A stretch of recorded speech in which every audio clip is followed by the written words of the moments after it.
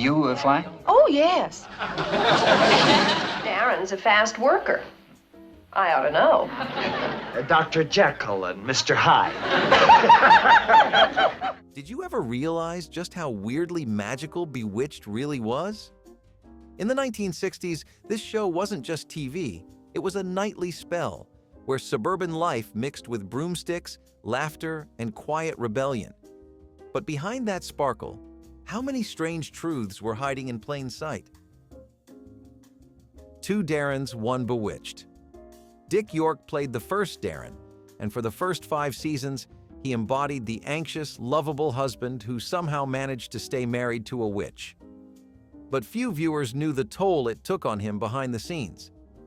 York had suffered a severe back injury years before while filming a movie, and the pain never left him. By the late 1960s, the long hours on set and constant physical strain became unbearable. During one episode, he collapsed on set and was rushed to the hospital. The show went on hiatus, and after his health worsened, he was quietly replaced by Dick Sargent. There was no in-story explanation, no magical transformation, no wink to the audience, just a new Darren in Samantha's kitchen the following week. Some fans were confused, others amused, but most simply accepted it. Television was different back then. No social media, no tabloids breaking the news in real time. The producers believed the audience would adapt, and surprisingly, they did. Even though Sargent brought a gentler, more laid-back energy to the role, York's frantic energy remained the version many remembered. Elizabeth Montgomery herself later said she adored both men, though she quietly admitted that York's chemistry with her had a rare spark that could never quite be duplicated. The 2 Darrens became television legend, a trivia question for the ages, and one of the strangest casting swaps ever pulled off without explanation. Samantha's nose twitch wasn't real magic. The most iconic gesture on Bewitched was Samantha's quick little nose twitch, a blink-and-you-miss-it move that looked like pure witchcraft. But the truth is, Elizabeth Montgomery was not wiggling her nose at all. What she actually did was move her upper lip in a very subtle way that made her nose appear to twitch. The clever part came in editing. When the editors cut away and added a magical sound effect, it became instant magic. Viewers swore they saw her nose move on its own. In reality, it was all camera tricks, tight shots, and perfect timing. Montgomery herself laughed about it later, saying she was shocked by how obsessed fans became with her witchy twitch. People wrote in asking for tips on how to do it, and she would jokingly say, "If I told you, it would stop being magic." The twitch became so famous that even cartoons like The Simpsons and Family Guy have parodied it. It was a symbol of the show's entire charm, simple, clever, and a little mischievous. What made it even better was how natural it looked, as if Samantha were born to do it.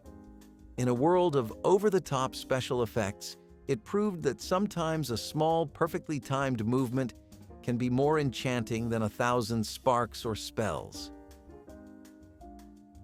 Endora and Darren never made eye contact. Fans loved watching Endora torment Darren, but their on-screen tension was not just acting, it was strategy.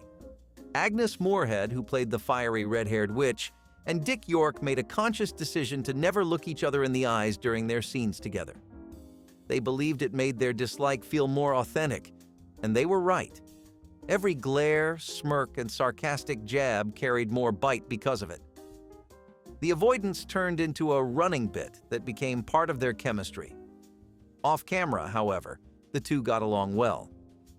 Moorehead respected York's professionalism, even though she sometimes found the show's domestic storyline too ordinary for her theatrical taste. When Dick Sargent took over the role of Darren, she maintained the same habit, never full eye contact, only icy sidelong glances. It kept Endora's superiority intact and gave Darren the constant sense that he was being judged by a mother-in-law from another dimension. Viewers never questioned it. They just knew those two could not stand each other. Ironically, Moorehead later said that the lack of eye contact made the scenes sparkle with tension. It is one of those small behind-the-scenes choices that quietly changed television acting. Proof that sometimes what you do not do on camera can say more than what you do. A real pregnancy was written into the show. When Elizabeth Montgomery became pregnant during filming, the writers had a choice: hide it or embrace it. They chose the latter. Instead of disguising her with props or camera angles, they turned her pregnancy into one of the show's most famous storylines: the arrival of baby Tabitha. This was a bold move for the time. In the 1960s television, showing pregnancy was often considered taboo. But Bewitched had always been about bending the rules, and this time it blended real life with fantasy. As Montgomery's belly grew, so did the excitement of the audience. People felt like they were part of the family. The birth of Tabitha, Samantha's magical daughter, became a cultural moment, one that reflected both a real woman's life and a fictional witch's destiny. The cast adored the storyline, and the writers had fun dreaming up what powers the baby would inherit. It made the show feel strangely real, even as it floated in a world of spells and broomsticks. Montgomery later said it was one of her favorite creative decisions. By letting life and fiction intertwine, the show captured something timeless, a reminder that magic, like family, sometimes begins in the most ordinary places. Elizabeth Montgomery hated the laugh track. To most viewers, the laugh track on Bewitched was harmless background noise, a cue to smile at the right moments. But Elizabeth Montgomery despised it. She thought it insulted the intelligence of the audience and cheapened the show's warmth. To her, Bewitched was not a slapstick comedy. It was a gentle, whimsical story about love, identity, and belonging. The fake laughter felt out of place. She repeatedly asked producers to remove it, but they refused. At the time, television networks believed audiences needed to be told when to laugh or they might think something was wrong. Montgomery would roll her eyes during screenings when the recorded laughter drowned out her delivery. She once joked that the laugh track was the loudest cast member on the show.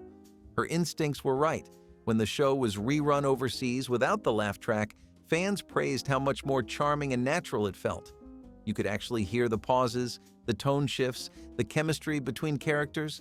It is funny how something so small could change the mood of an entire show. For Montgomery, it was proof that Bewitched never needed a laugh track. It already had heart. The show was a feminist symbol in disguise. On the surface, Bewitched looked like another 1960s sitcom about a housewife and her husband. But look closer, and you see something revolutionary. Samantha Stevens was not just a wife.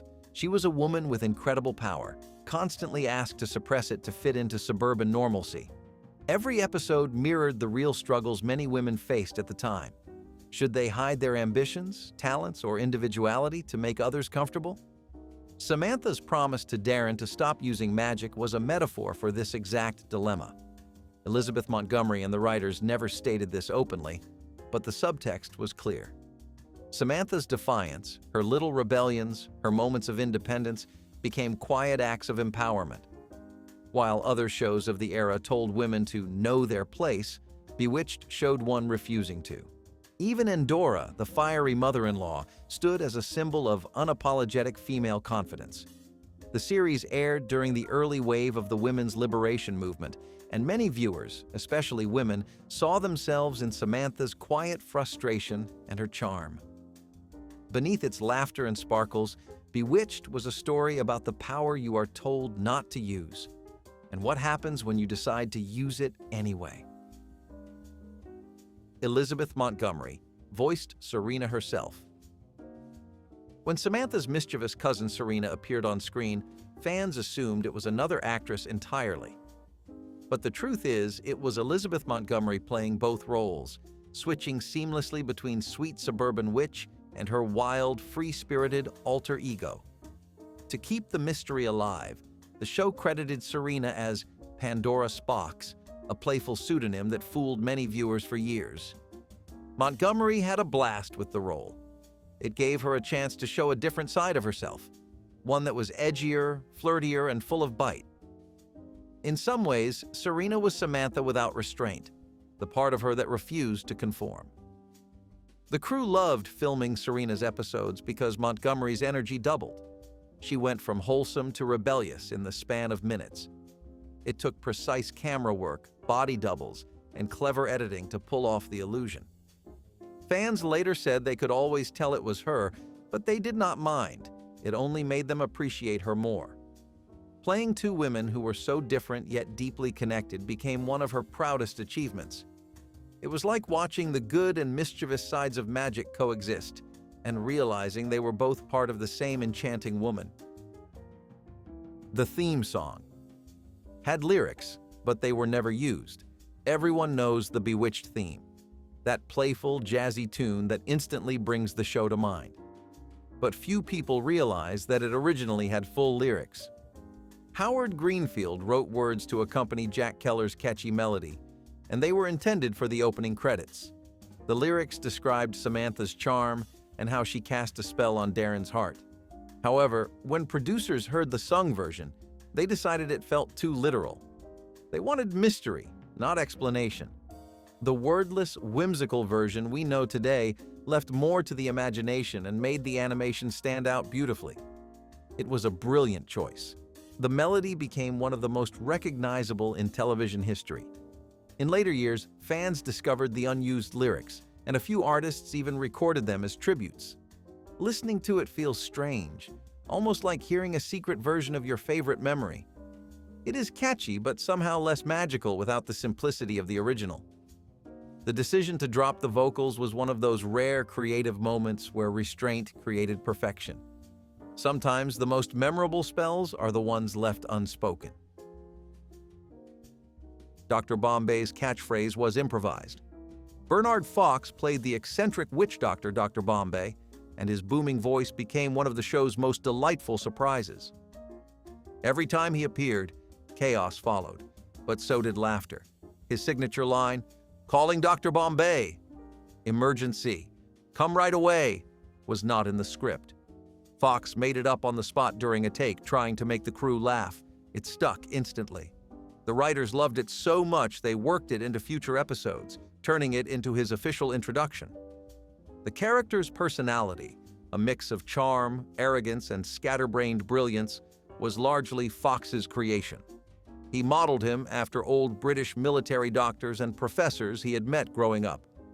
Each time he arrived, he wore an increasingly ridiculous outfit, from safari gear to beach shorts, as if he had been teleported mid-vacation. It added to his charm and unpredictability.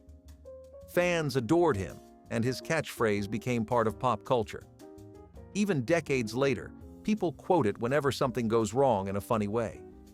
That one improvised moment proved something timeless about comedy, that spontaneity often outshines perfection. Bewitched was the first show to feature a divorced witch. In an early version of the pilot script, Samantha was written not as a newlywed, but as a divorced witch trying to live among mortals. It was a daring idea for 1964 television, when even the word divorce made networks nervous.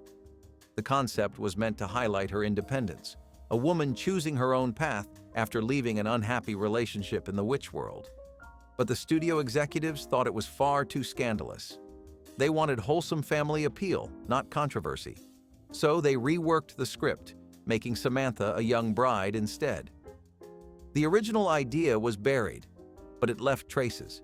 Samantha's confidence, her maturity, and her quiet resistance to Darren's rules all hinted at the woman she was originally written to be.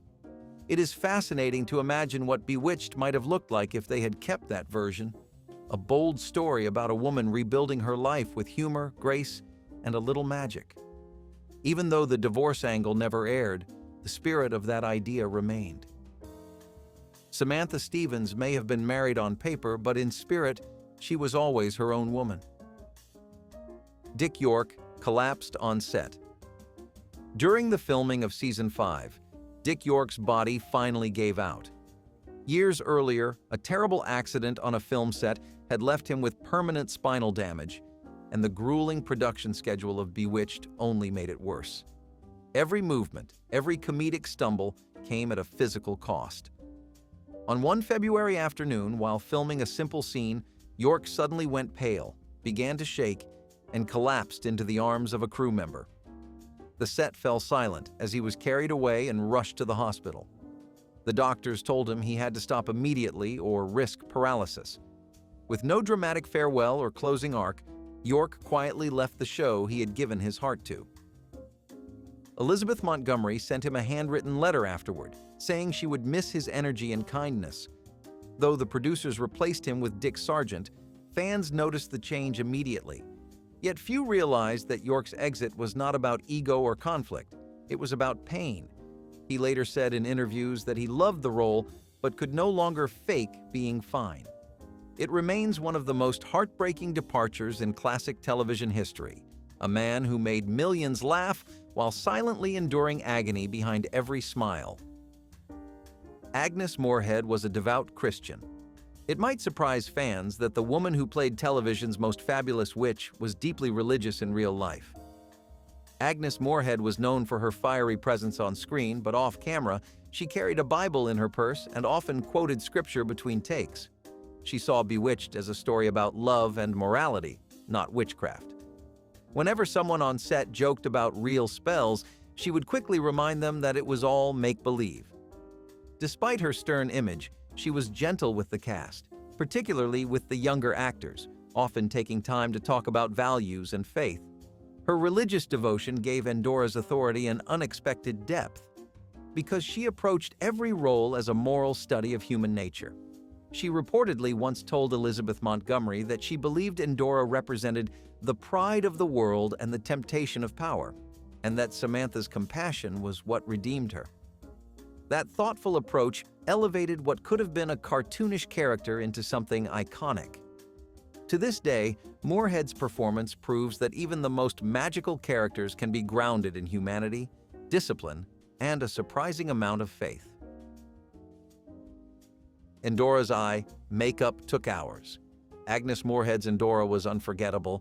Her flaming red hair, glittering gowns, and hypnotic eyes practically defined Bewitched's visual identity. But those eyes came at a price. Every day, she sat in the makeup chair for more than 2 hours while artists layered shimmering green and purple shadows, painted her long lashes, and blended vivid eyeliner that made her look half glamour, half sorcery. Moorehead was patient but particular. She wanted Endora's face to be a weapon and a warning, something that said, "I am not from your world."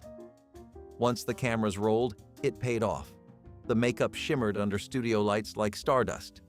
The look became so popular that fashion magazines of the time ran tutorials called Bewitched Eyes. Behind the scenes, however, the heat from the lights would cause the heavy layers of makeup to melt, forcing constant touch-ups.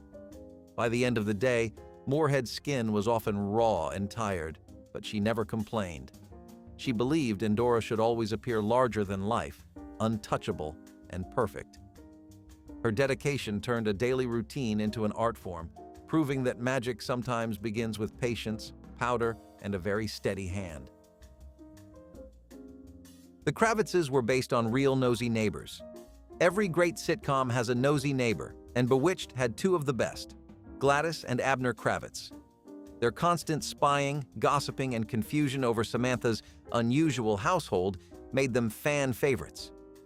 What most viewers did not know was that they were inspired by real people. Elizabeth Montgomery once revealed in an interview that the Kravitzes were modeled after the prying neighbors who lived next door to her childhood home in Los Angeles. They would peer over fences, call her father about noise, and even report imagined mischief to the police. The show's writers loved the story and decided to immortalize them as the Kravitzes, a couple both endearing and exasperating. Alice Pierce, who played Gladys, brought a nervous energy to the role that made her instantly lovable. When Pierce passed away, her replacement, Sandra Gould, continued the spirit perfectly. Their scenes reminded audiences of the small-town gossip and suspicion that lurked in every suburb. Ironically, those real-life busybodies would never know they became television icons. Maybe that is poetic justice. After all, they finally got to see everything they were never meant to. The magic sound effects were done with harps and bells. Before digital audio existed, television studios had to make every sound by hand, and Bewitched was no exception. The signature sparkle of Samantha's magic was not produced by computers or synthesizers, but by a small orchestra of creativity. Sound designers used a combination of tiny silver bells, xylophones, and even reversed harp glissandos to mimic the shimmer of a spell being cast. They would record the harp being played backward and then flip the tape, creating that instantly recognizable whoosh. Sometimes they used glasses filled with water, gently tapping them with metal rods to add more sparkle. The process took hours, but the result was worth it. Each magical ding or pop carried a warmth that modern sound libraries rarely replicate. The sound effects team became so skilled that other shows began borrowing their methods. Even decades later, those chimes remain the sound of childhood wonder for millions.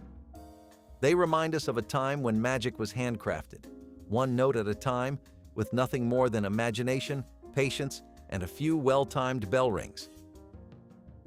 Elizabeth Montgomery's father disapproved of the show.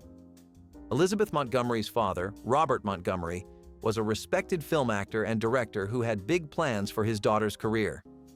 When Bewitched premiered, he was not thrilled. To him, it was a silly show, too whimsical, too unserious for someone with her dramatic training.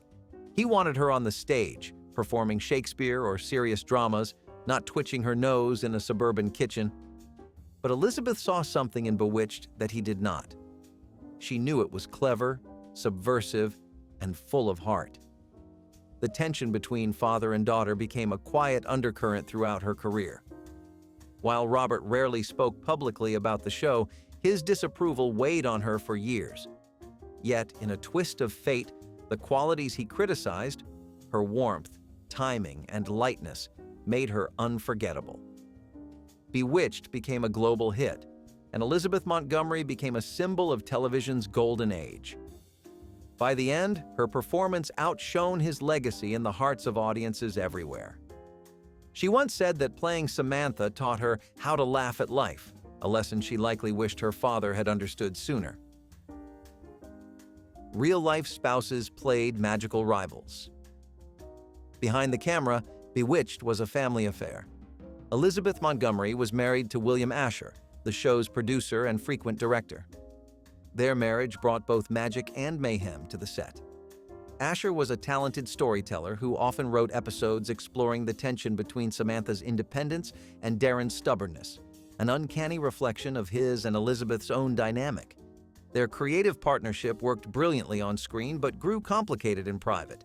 Friends recalled moments when their personal arguments would echo in the script. Despite that, they shared deep respect for each other's talent. Asher admired her intuition as an actress, while she credited him with shaping the show's heart and humor. When their marriage eventually ended, they continued working together professionally, committed to finishing the series strong. It is ironic that a show about balancing love and power became the story of their own lives. In some ways, Bewitched was their shared spell, beautiful, imperfect, and unforgettable.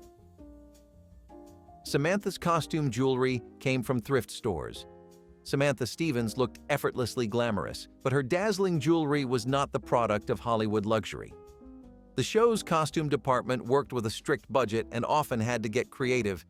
Instead of fine gemstones, Samantha's iconic brooches and sparkling necklaces were picked up from secondhand shops and bargain bins around Los Angeles.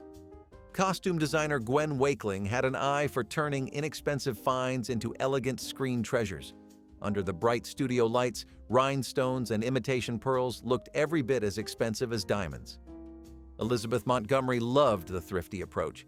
She said it made Samantha feel like a real woman who enjoyed small luxuries without excess. Some of the jewelry pieces became so recognizable that fans later hunted for replicas in antique stores. It is almost poetic that the symbols of suburban magic came from humble places, reminding us that beauty does not have to be costly to shine. Every glint and sparkle on Samantha's wrist carried a quiet truth. Even a witch knows how to make the most of what she has. Uncle Arthur wasn't supposed to recur. When Paul Lynde first appeared as Uncle Arthur, the writers thought it would be a one-time gag, a funny guest star to stir things up. But Lynde's biting humor, playful sarcasm, and twinkling mischief stole every scene he was in. The audience response was instant and overwhelming. Letters poured in asking for more of the hilarious warlock with the wicked sense of humor. So, the writers brought him back again and again, making him a recurring part of the Stevens magical family. Off-screen, Linda's quick wit made him a joy for the cast, though he was famously unpredictable. His sly jokes about human absurdity gave the show a sharp edge that balanced its sweetness.